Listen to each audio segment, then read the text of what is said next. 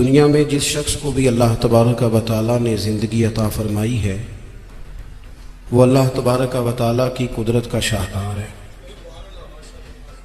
ہمارے ہاں یہ ہوتا ہے کہ ہم پہلے تو یہ پہچان ہی نہیں پاتے کہ اللہ تعالیٰ نے ہمیں کتنی خوبیوں کتنی صلاحیتوں کے ساتھ نوازا ہے، پہچان نہیں پاتے، غور نہیں کرتے۔ لقد خلقنا الانسان فی احسن تقویم، اللہ نے بڑی بہترین ساخت پر خوبصورت ترین انسان پیدا کی، لوگوں کو صلاحیتیں دی اللہ تعالیٰ نے۔ جو آدمی اپنی چالاکی کے ساتھ، تیزی کے ساتھ اور اپنی گفتگو کے فن کے ساتھ کسی بڑے سمجھدار آدمی کو معاذ اللہ دھوکہ دے لیتا ہے اور سیانے لوگوں کو لوگ پریشان کر دیتے ہیں، تو آپ غور فرمائیں، صلاحیت تو اس کے اندر تھی نا، لیکن اس نے غلط جگہ استعمال کی۔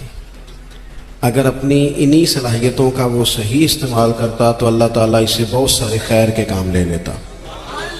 پہلے تو ہم پہچانتے نہیں، غور نہیں کرتے۔ وہ جو کہا گیا تھا نا، من عرف نفسہ فقد عرف ربہ، کہ جو اپنے آپ کو پہچان گیا وہی تو اللہ تعالیٰ کو پہچان گیا۔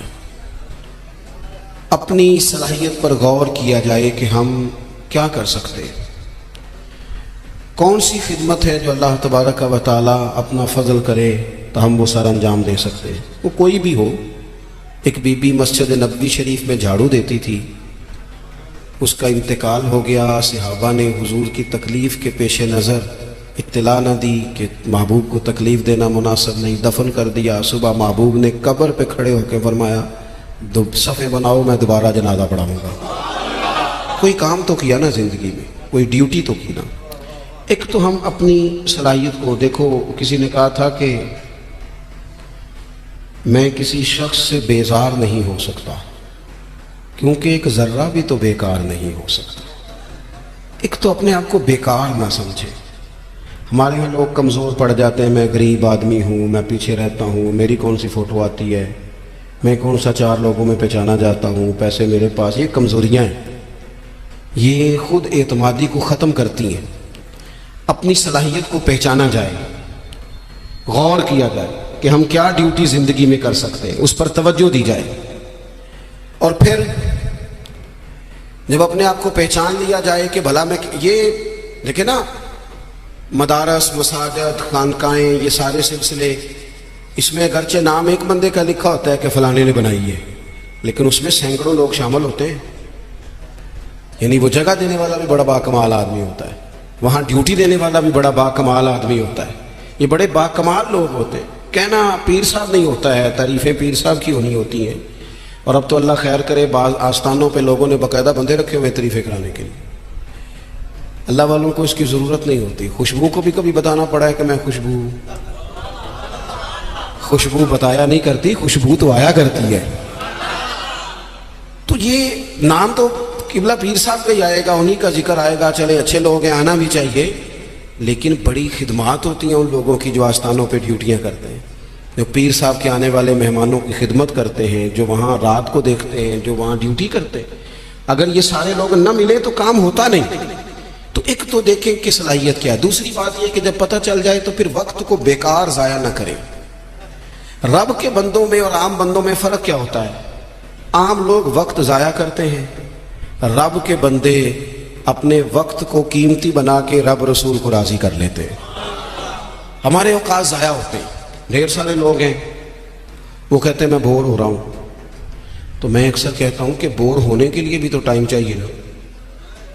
ہمیں تو ٹائم ہی نہیں ملتا، بھلا کس وقت بور ہو، ٹائم ہی نہیں ملتا۔ وہ جناب آپ پوچھیں کسی آدمی سے کہ یہاں کیوں کھڑے ہو، کہتے ہیں میں ٹائم پاس کر رہا ہوں، تو میرا کئی دفعہ دل کرتا ہے پوچھنے کو کہ آج آپ نے ایک سپارہ قرآن پاک کا پڑھا ہے؟ محبوب تو پوچھتے تھے نا صحابہ سے صبح کہ آج کسی نے جنازہ پڑھا ہے، مسکین کو کھانا کھلایا ہے، آج فلاں آدمی نے کوئی نیکی کی، محبوب سوال کرتے تھے۔ تو ٹائم پاس کر رہا ہوں جی، بھی اتنا ٹائم آیا کہاں سے جسے پاس کرنا پڑا؟ بعض اوقات 1 منٹ ٹھہرنا میں آیا، او بھائی 1 منٹ میں 3 دفعہ سورۃ اخلاص پڑھی جا سکتی ہے اور پورا قرآن پاک پڑھنے کا ثواب ہے۔ آپ نے 1 منٹ کو ایسے سمجھ لیا ہے، وقت کا ضیاع۔ یہ بہت سارے لوگ ہیں جو تبصرے کرتے ہیں، فارغ ہیں, کام کوئی نہیں, اس پر بھی تبصرہ, اس پر بھی تبصرہ, اس کی بھی بات کرو. بھائی اتنا تو ٹائم ہی نہیں ہے کہ آپ اس کی بات کریں. اتنا کہاں سے وقت آیا؟ نبی پاک علیہ الصلوۃ والسلام نے فرمایا, یہ سیاستہ میں حدیث موجود ہے, فرمایا جب صبح سورج طلوع ہوتا ہے تو دن جب چڑھتا ہے تو دن اعلان کرتا ہے, وہ دن اعلان کرتا ہے کہ لوگوں میں آج آیا ہوں, آج کے بعد دوبارہ نہیں آؤں گا. اگر جو کام تم نے کرنا ہے وہ آج کر لو, میں آج آیا ہوں, آج کے بعد دوبارہ. آج 10 ستمبر کو جس بندے نے سارا دن قرآن پاک نہیں نہ کھولا, یہ اس سال کا 10 ستمبر اسے دوبارہ نہیں ملے گا زندگی پر. جس نے آج صبح سے ایک دفعہ بھی, میں اکثر کہتا ہوں نبی پاک علیہ السلام نے سارے دن اور ساری راتیں امت کو یاد کیا, اور سارا دن ہی گزر گیا, امت نے ایک بار بھی درود و سلام نہیں پڑھا سارا دن. ہم نے بہت ساری خیر کر سکتے تھے, اچھا مشورہ دے سکتے تھے, کوئی بات سیکھ سکتے تھے, لیکن وقت ضائع کرتے. اپنے اوقات کو مرتب کریں. ہمارے بزرگوں کے ٹائم مرتب تھے, طے تھے. امام بخاری اگر ہماری طرح ہوتے تو قرآن مجید کے بعد ایک صحیح ترین کتاب ہمیں دے پاتے. امام مسلم کا بھی اگر وہی حال ہوتا جو آج ہمارا ہے. ڈھیروں لوگ ہیں جنہوں نے بخاری پڑھی نہیں پوری, مسلم شریف کو پڑھا نہیں, اور انہوں نے کتنی محنت کر کے احادیث پر گفتگو کر کے فرق نکال کے کہ یہ حسن ہے, یہ ضعیف ہے, یہ صحیح ہے, یہ متواتر ہے, انہوں نے ہمارے سامنے رکھی. اعلیٰ حضرت فاضل بریلوی نے 1000 کتاب لکھی ہے. کتنی؟ اور کتاب ایسی نہیں کہ وہ مطلب کانٹ چھانٹ کے کتاب بنا لی ہو, وہ جس سمت آ گئے ہیں سکے بٹھا دیے ہیں. کام ان لوگوں کا مرتب تھا, ان کے وقت میں برکت تھی. حضرت عمر بن عبدالعزیز رحمۃ اللہ علیہ سے ایک دن ان کے خادم سے آپ نے کوئی کام کہا تو کہنے لگا حضور یہ کام کل کر لیں گے. تو آپ فرمانے لگے یہ کام اگر کل کریں گے تو جو کام کل کرنے ہیں وہ کب کریں گے؟ ہمارے ڈھیر سارے لوگ ہیں جنہوں نے ابھی تک طے ہی نہیں کیا. آپ نماز نہیں پڑھتے, کہتے ہیں بس میں حج کا آرو شروع کرنی ہے, تو اگر حج پہ نہ جا سکے خدا نخواستہ اللہ معاف کرے تو پھر نماز پڑھنی نہیں ساری عمر. میں وہ بچوں کی شادی کر لوں پھر میں ٹھیک ہی ہوں, تو اگر ایسا وقت آیا ہی نہ خدا نہ کرے تو پھر کیا پڑھنی نہیں. میں بہت سارے لوگوں سے کہتا ہوں داڑھی شریف رکھ لو, کہتے میں آج نیک نہیں. تو میں نے کہا داڑھی کی قسم ہی اٹھانی تھی, بس نیک ہونا تو رکھنی ہے, روٹی کی اٹھاؤ نا کہ جب تک نیک نہیں ہونا کھانی نہیں. یہ کرو نا بات, باقی سارے کام چل رہے ہیں اور اس پر آپ کسی کو توجہ دلائیں, بلکہ بعد میں چھوٹی رکھی ہوئی ہوتی ہے. تو میں کہتا ہوں چھوٹی والے کو بھی تو لوگ مولوی کہتے ہیں نا, تو اسے پوری کر. اپنی مرضی کی کیوں رکھتا ہے, رب رسول کی مرضی کی رکھ. کام جو کرنا ہے اسے شروع کیا جائے, جو ڈیوٹی کرنی ہے اسے. ہمارے ملک میں رواج بنا دیا گیا ہے کام نہ کرو ویسے کرو, کام نہ کرو کیچڑ اچھالو. یہ دیکھو نا کتنی تکلیف ہے سیلاب والوں کو, کتنی تکلیف ہے. ہمارے وہاں دوست موجود ہیں اپنی ہمت کے مطابق کام کر رہے ہیں, میں خود بھی وہاں حاضر ہوا تھا. اب وہ کہتے ہیں کہ جلدی امراض ہونے لگے. یعنی ایک طرف وہ بندہ ہے جو نخرہ کر رہا ہے کہ یہ روٹی میں نے نہیں کھانی, یہ سالن لے جاؤ, اور دوسری طرف ماں آ کے کہتی ہے کہ صرف میرے بچے کو زخم ہو گئے ہیں, کیڑے کھڑے ہیں پانی میں, جلدیں پھٹنے لگی ہیں, صرف دوائی چاہیے. تو کیا رب کریم نے حساب نہیں لینا؟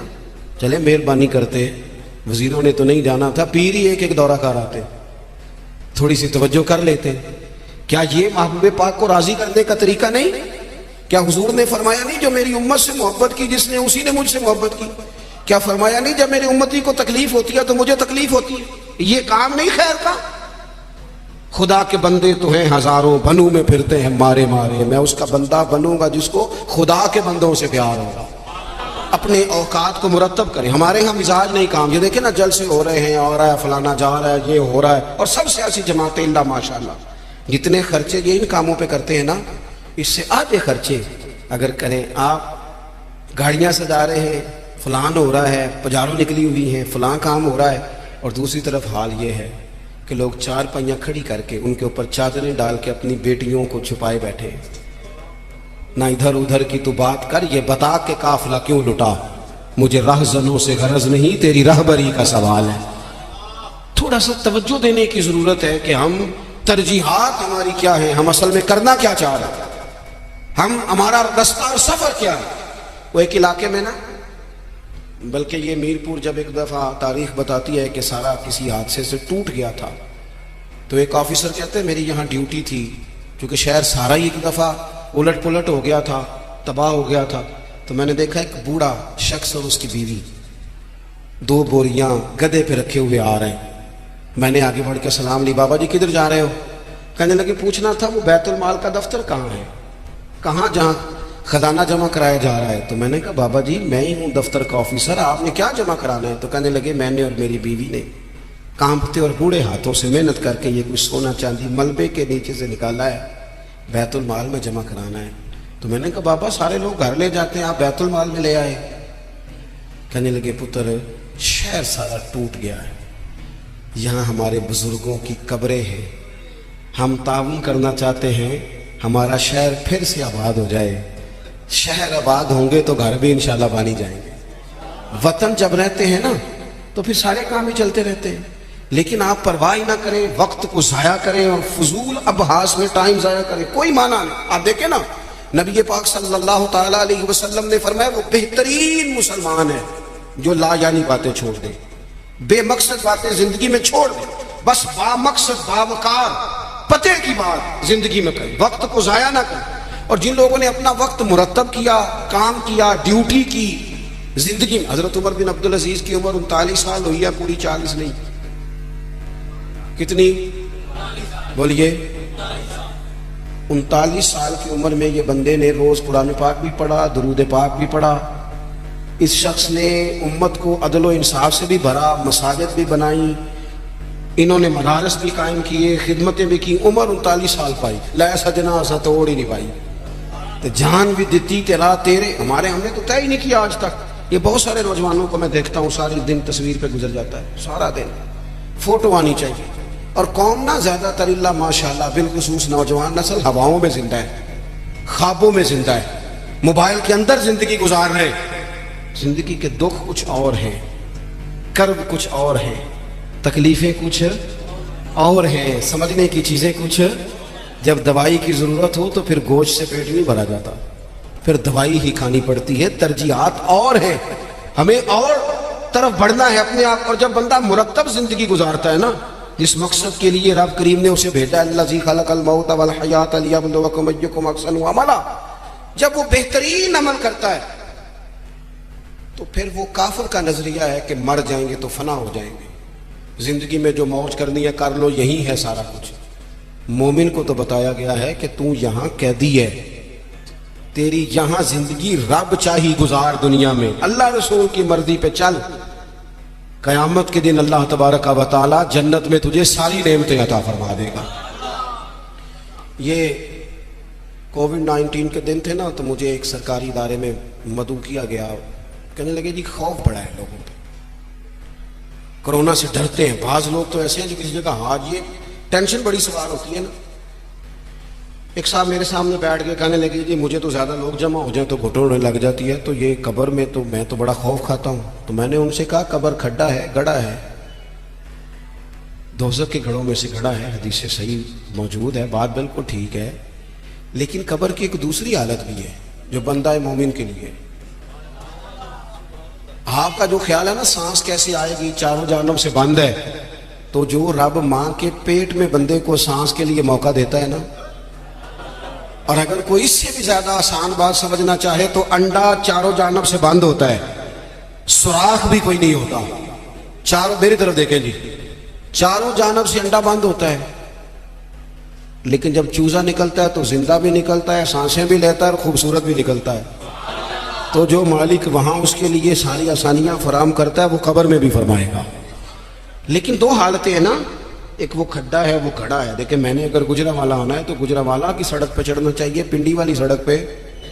تو اگر کوئی سڑک ہی اختیار کی ہو جو سیدھی کھڈے میں جاتی ہو, تو اس نے تو سڑک جان بوجھ کے اختیار کی ہے. نہ حلال حرام کی تمیز ہے, نہ بولنے میں احتیاط ہے, نہ کوئی پرواہ ہے, نہ بیٹیوں کا حق دیا ہے, نہ بہنوں کو ان کا حق دیا ہے, نہ ذمہ داریوں کا احساس کیا ہے. تو پھر اللہ معاف فرمائے, اس نے تو سفر ہی کھڈے کا شروع کیا.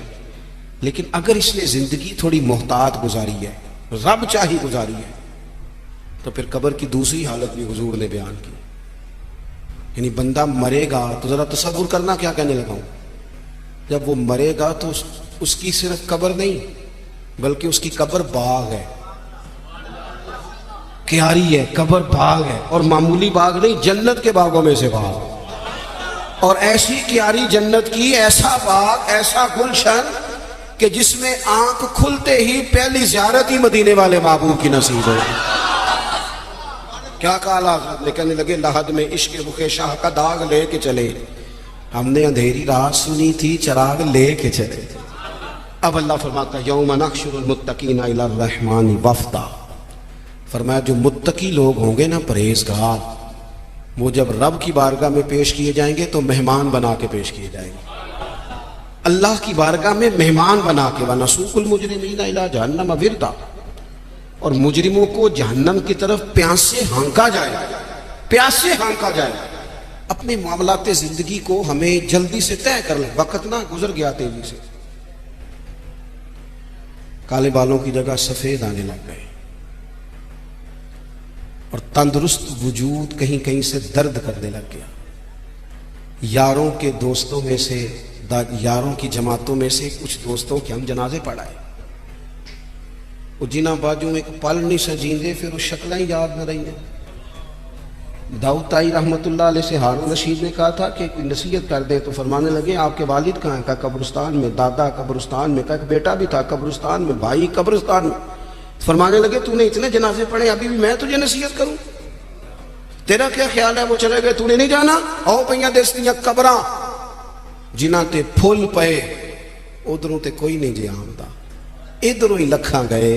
अपनी जिंदगी में थोड़ा चीज़ों को तय करें। बड़ी हो गई तस्वीरें, बड़ी हो गई वीडियो, और बड़े हो गए चक्कर, बड़ा कुछ हो गया।